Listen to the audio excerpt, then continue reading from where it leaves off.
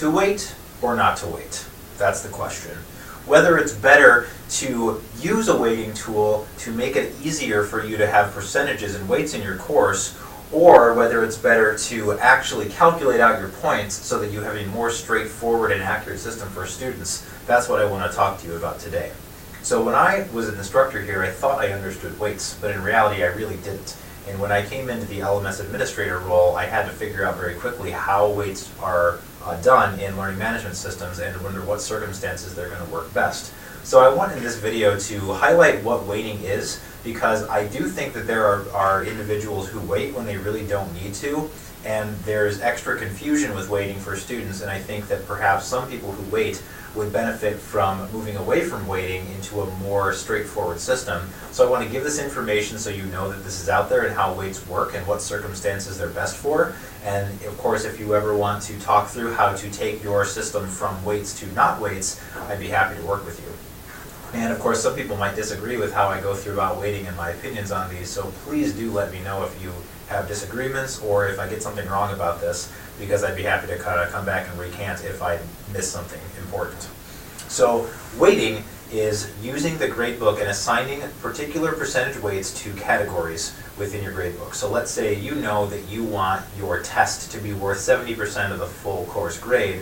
One thing that you can do in an LMS is assign weights. Put all of those tests into a single category, tell it to weight at 70%, and then no matter what the point values are for those tests, they will equal 70% of the total course grade. Now, there are people who do legitimately need to use weights, and really the one main area where weights are necessary is in situations where you're going to have a variable number of assignments in any given category from semester to semester. So let's say one semester you have a category for check-ins, and you're going to have 12 of those, and you weight them, you give them 10 points for each one. The next semester then, let's say you have 16. The next semester you have 8. And if you did that, you would have a variable amount of points per semester, which means that you're going to be grading students differently. And in that scenario, you are best to use weights, because that's going to merge all those together into about an amalgamation of what they got on those check-ins and produce a more stable result from semester to semester. So there are situations when weights are necessary.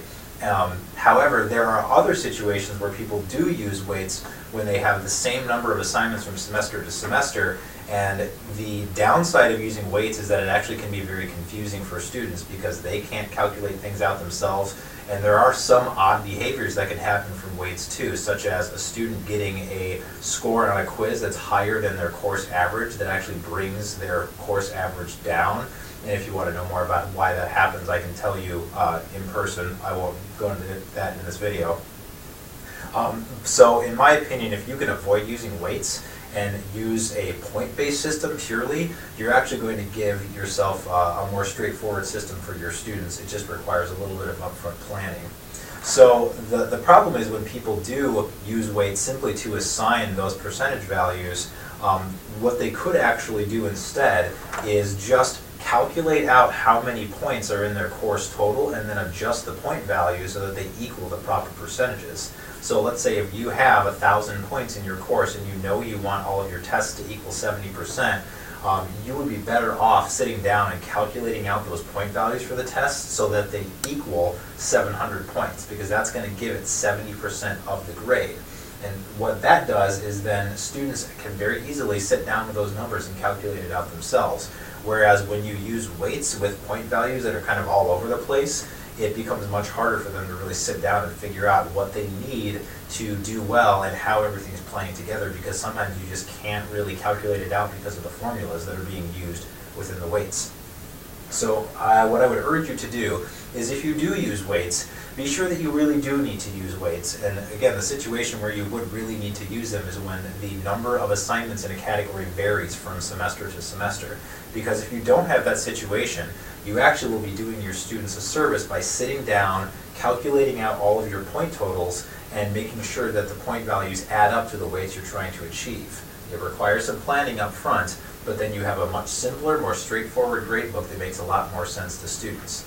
And while students do have the what-if calculator in Canvas, there still are those odd behaviors that can come from weights, like the course grade lowering, even though they get a grade on a quiz or item that is higher than their current course average. So if you can avoid weights, I would urge you to do so, and I would be happy to talk to any of you about how to achieve this and how to convert from weights to not weights. So again, if you do disagree with this, or if I'm getting something wrong, please do contact me, because I'd be happy to make a recant video where I talk about how wrong I was. But from what I've seen, this is a good thing for people to do if they do not fit into this category of their gradebook.